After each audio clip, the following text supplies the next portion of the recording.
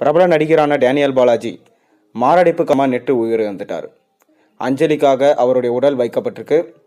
அங்கே நேரில் போய் நம்ம சூப்பர் ஸ்டார் ரஜினிகாந்த் அஞ்சலி செலுத்தியிருக்காரு.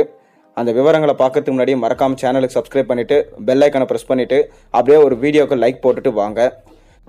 பிரபல தனியார் தொலைக்காட்சியில் ராதிகா நடிப்பில் ஒளிபரப்பான சித்தி சீரியல் மூலமாக நடிகராக அறிமுகமானவர் டேனியல் பாலாஜி.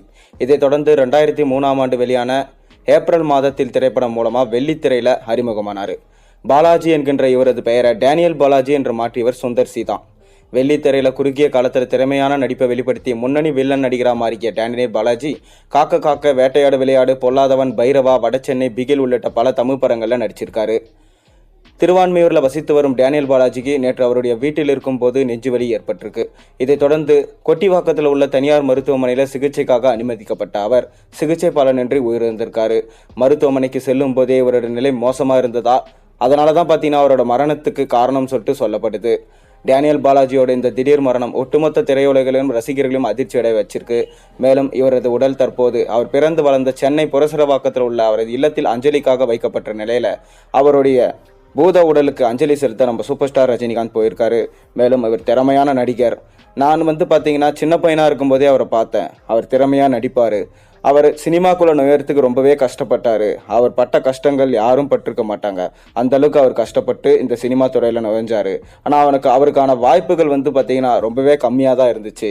அதனால் அவரால் பிரகாசமாக இந்த சினிமா துறையில் பிரகாசிக்க முடியல. அவர் கூட சேர்ந்து நடிக்கணும் அப்படின்னு நான் ஒரு தடவை நினச்சேன். ஆனால் இன்றைக்கி வரைக்கும் அது நடக்கலை. அவர் மாரடைப்பில் இறந்துட்டாருன்ற கேள்விப்பட்டவொடனே எனக்கு ரொம்ப அதிர்ச்சியாக இருந்துச்சு. அவரை பார்க்க ஓடோடி வந்துட்டேன்னு சொல்லிட்டு சூப்பர் ஸ்டார் ரஜினிகாந்த் அவரோட உடலில் நேரில் பார்த்து அஞ்சலி செலுத்தியிருக்காரு. மேலும் இது போன்ற திறமையான நடிகர்கள் உயிரிழப்பு பார்த்தீங்கன்னா இப்போ ரொம்ப அதிகமாயிட்டே வருது.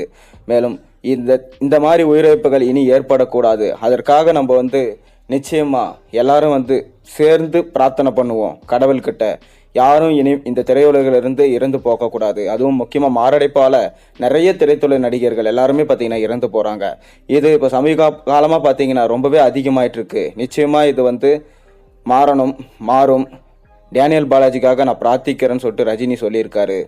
இது ரொம்பவே உருக்கமான பதிவாக இருந்துச்சு.